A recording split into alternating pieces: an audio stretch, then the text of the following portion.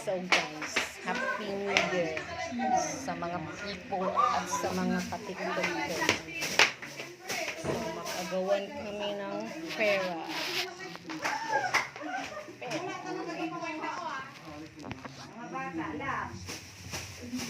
Mga bata nga lang, bata pa kami. Sino naman to? Friend ko po, si Denise. Ba't kasali yan? Hindi naman yung kasali dito. Ikaw lang in-invite. Ikaw nga kasali. Kasi niya ate ko ba? Ha? Kasi niya ate ko. Pakialam namin gusto siya ng ate mo. Oo. Ay, Bebe, huwag kayo na sa cellphone ko. Kasali ang outsider dito. Naka-live tayo dyan, o. Ayan, sa cellphone niya. Basta mag-apakan mo. Gusto ka na, buyang siya. Kasi wala ko yung kaya mo sa lumulot. Sabi niya lang yun, ha? Hindi na naramang po. Anak, lagay mo yung ano mo dito, anak. Mabakit dito. Yes. Kay, labas mo na ang iyong mga barya. Inuha ka ni Sandra eh. Inuha mo? Yung inuha niya, ilabas sana. Ay, hindi ayaw niya kasi konti pa lang. Maganda nga yung parang... Ayun o. Be, bigay mo, be. Nanay. Bigay mo, nanay, be.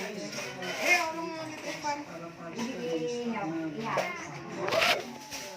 Uy, magkita mo. Oh, ready? Sabihin natin gasolina, tapos gamitin natin yung hydrocephalon. Kasi marami na rin po kaming na-deploy na distilleries na gumagawa ng 95% ethanol. So hindi lang namin may market na. Opo. Dok, yung burning nito, yung burning process niya, you don't need to have a specific gamit. I mean, it can be used dun sa mga regular na gamit na natin ngayon. Konting modification lang po kasi yung pag-pressurize po, meron tinatawag ng nozzle. Alisin na po namin yung nozzle na yun para lumakalaki yung butas. Liquid na po yung sinusunod na. Napakadali po gawin. And eventually, I'm hoping that maybe later on this year, in August or so, makabalik ako sa Fulbright Fellow. Yun siguro ang aming tututukan. Opo, ayan. Maganda naman po yung adhikain tsaka yung nagawa ninyo, Doc. It's konting-konti na lang nalaban na naman tayo. Just a little lobbying na. Oo, 1.9% baka maipasa din yan. But those are still, kahit maliit yan, big hurdles pa rin, no? Para nga po sa, will you also understand because it's also for the safety. Tingnan natin saan pa kaya napupunta at mararating itong nagawa na po ninyo Nipa Hall. Ayan. Doc, thank you so much po for spending your time with us. At sama na rin natin yung DOST Balik Scientist Program dahil dito po nalaman po natin yung Nipa Hall and sa inyo din po. Thank you, Doc, for your time. Happy New Year po. Makopin mo, hindi mag-ibuhos. Okay, salamat po. Ayan po si Dr. Fiorello Adenes, ang ating DOST Balik Scientist, inventor na po ng Nipa Hall. Ayan, di ba? Alam mo, part ng mga alternative source of fuel natin, di ba? Hinahanap talaga natin yan kasi ang mahal-mahal na ng mga binabayaran natin sa world market. Mabilis sana ang processing nga nito eh. Pinapaliwanag ko na. And not just that. Oo, andito din tayo dun sa, di ba, nagiging challenge ng mga scientifico natin dito sa Pilipinas into being supported by our government, di ba, sa ating mga studies at sa mga nagagawa nila. Para din na sila pupunta sa ibang bansa and seek for assistance doon. So, lakad pa natin. Kasi yung mga nakikinig mula sa national government natin na matulungan naman yung mga ating Nipa Hall na mag-move forward. Di po nagtatapos ang ating programa ngayon. Ang dami po natin napuntahan, ang dami natin nakausap at natutunan sa araw nito. Sana may nakuha kayo on this first day of January at unang araw nga po ng episode natin sa taong 2023. At siyempre ako, papasalamat tayo dahil first episode nga at partner ha. Happy New Year sa iyo at sa pamilya at sa ating nagbubuo ng production staff ng Good Job. Oo. At sa inyo din mga Pobrero, thank you so much for joining us. We'll come back again Sunday, same time, same place sa inyong mga gadgets. Again, alam niyo na po yun. Ito po si Rica Lazo. Ako naman po si Danny Buenafe. Have a safe Sunday and Happy New Year. Bye-bye. Sina Danny Buenafe at Rica Lazo sa Good Job!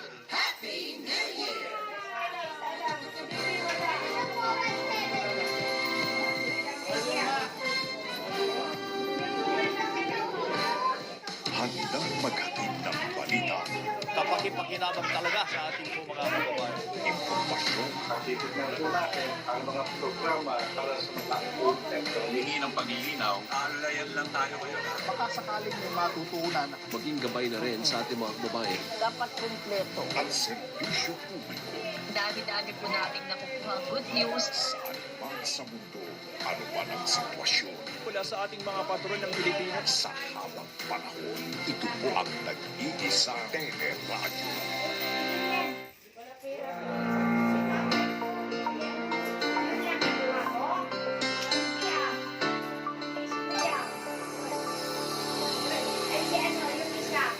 Naka 100 yan. Okay, magandang araw mga kapamilya. Welcome to Journeys of Hope. Alam mo, as corny as it may sound, our guest needs no introduction. So, welcome PJ. Happy New Year. Happy Three Kings.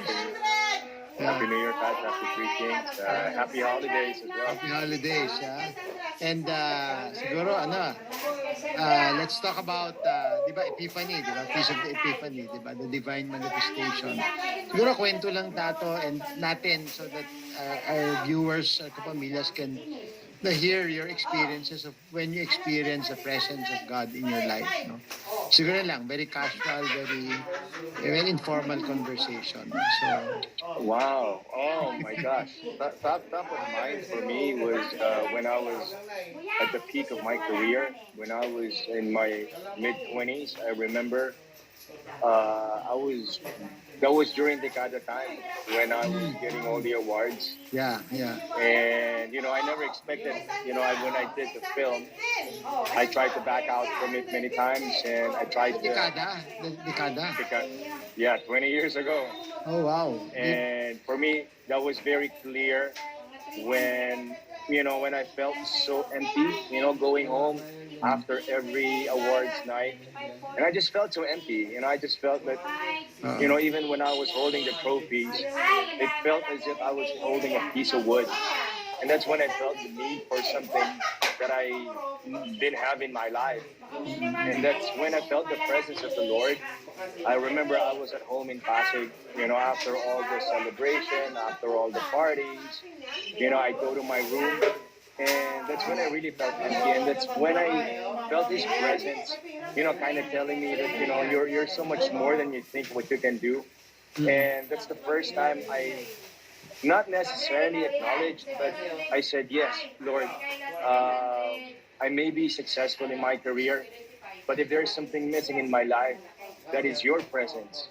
So that's when I strongly felt that I needed to surrender my life to Him. And yeah, that actually changed my life from then on. Okay. And it was so very clear to me that it was something that I needed in my life more than any material stuff, more than any success. Because, I imagine holding so many trophies, imagine, being celebrated, yet you feel empty inside. And I was 25, if I'm not mistaken. I was probably, 23, 24, 25. And that's when I really felt His presence strongly. Okay. So ano yun? Di ba that was after you came back from the US. Remember you went Opo. US. Tapos, I came back and then I just didn't stop working. I was working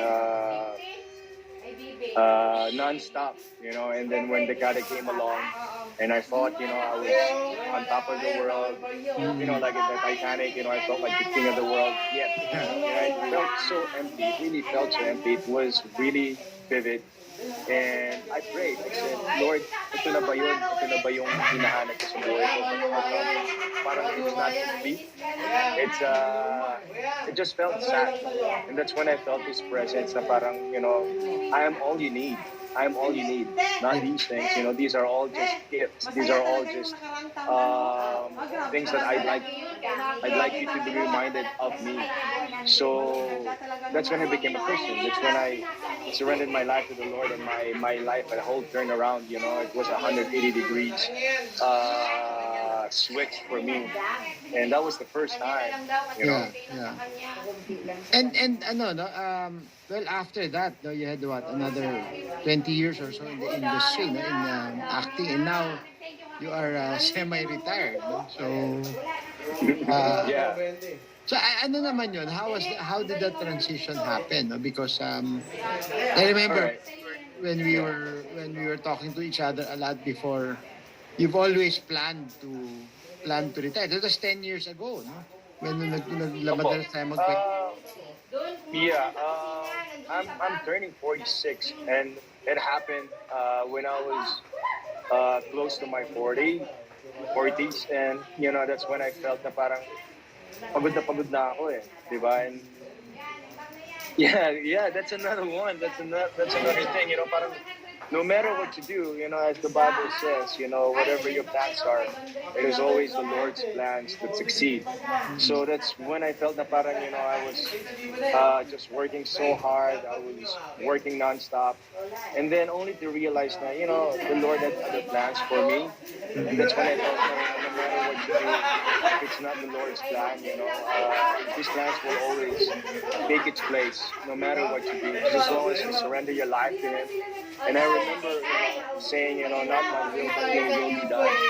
And parang for me, it was it was, in a way, I felt as if I was trying to lead my life, and I was trying to live my life the way I wanted to, only to realize that, you know, the Lord had other plans for me. So that's when I said, Lord, if this is your will, then I'll stay on. You know, almost 10 years after, I'm still around. Yeah. You know, But you've shifted, di ba? You've shifted from more into more the creative side, no? I guess I've come to that point wherein, you know, you want to pay it forward. You want to be able to not just be an actor, not just be in front of the camera, but to actually just push the envelope and do something else to advance cinema, to advance, you know, the film industry the way, you know, I could. And I started producing, you know, and it gave me a new zest in life. It gave me a new meaning. It kind of made me realize, you know, even if your plans are, you know, to retire, to do something else, if the Lord has other plans for you, parang, you know, I would always pray, you know, parang whatever your purpose is for me, or if I am not being effective in my ministry, take me out. Lock me out of, you know, this industry. But I guess the Lord had other plans for me, and that was very vivid. And I realized na kahit ano palang plano natin, pag sinabi ni Lord na hindi pa para sa'yo, hindi pa panahon, steady ka lang. Tiklop ka, no? And that's when they will be done, di ba? Comes in They will be done. very naturally, because that's grace. Grace comes naturally, di ba? I mean, maybe not without struggle, no? But it always comes very naturally, di ba? After a struggle, there's when you pray. Di ba? Yeah, you allow God's grace, di ba, to come in, di ba? So when you seek the Lord, when you ask, yeah. when you ask, because otherwise you'd be blinded by all these successes, by all these material stuff. But when you ask the Lord for, you know, His purpose, and it's very clear, you know, He will make you feel it, not literally, but you know, there's always a voice in your head that will tell you and remind you, no matter what you do, I'm in charge. I'm in charge. Yeah. And your mom played a major role, di ba, in your spiritual life, in your journey, because she's a very religious person, no? In fact, almost every day nakikita kaming dalawa sa aming rosary group, di ba? And I guess she played a very major, Well, I would say she is a very big influence, if not the biggest influence in my relationship with the Lord. You know, I grew up being Catholic and just doing all the traditions, Sunday masses, and just we would do novena every night at 6 o'clock. And that was something that she instilled in us. That no matter Talagang what you may, do, may relationship with God, di ba? That is very strong. I mean, very natural to her and very strong, ano yan, di ba, sa kanya. Talagang, and I guess that was also her source of strength, di ba? She, oh yeah, I mean, especially when you're getting older, I guess you become more sensitive to the Lord's voice, telling you how to do things, where to go, what to do, how to decide. If you have to take on stuff. But if there's one person that also influential was you, because when we met, yeah. I was Where like, you were, if I may divulge, you were searching, no? You were also struggling at that Yes. point, remember? Na, yes. Parang pagod ka na sa ginagawa mo. Yeah, You're yeah, trying to find meaning to what you're doing, but yet your physical body is so tired. If I may share, if you will allow me to share this, we can edit it out if you say no. But you were actually searching that time, no, a possible shift in career, di ba? Yes, that's right. When we started talking, and you told me that, di ba, na if I could help you discern that, no. Opo. And if I can share, I'm- yeah, go ahead. Meron ako i-share na isang kwentuhan natin, ha? Of course, we can edit this out. You, go. Sige po. Go ahead. No, You can say something. when we were talking a lot, we were seeing each other a lot. I was really in search of where to go. Yeah. I mean, which direction. And I'm a very religious person. And every day, every night, I just come to him, and I just probably lift everything up to him, because when you're overwhelmed, you tend to forget. Okay. Your center. So that's why. When if I may add, di ba, Pidge, when you're overwhelmed, both positively and negatively, di ba? Oh yeah. Oh, definitely. So Yeah. So, there are sorry, go these ahead. voices in your head. Yeah, go ahead, Voices sorry. in your head. Yeah. There are these voices in your head that tell you stuff, and you really have to discern well. Because if you get overwhelmed by things, it's so easy to get lost. Yeah. That's why it's important to be guided. It's important to have that center, and to have at least that guy that can actually just help you discern, the things that you have to do, not just because you have to do it, not just because you want to do it, but because it's important. Give me a sec. Brad, you're there.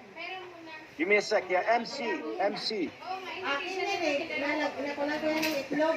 A friend of mine just came from Australia, all the way from Australia.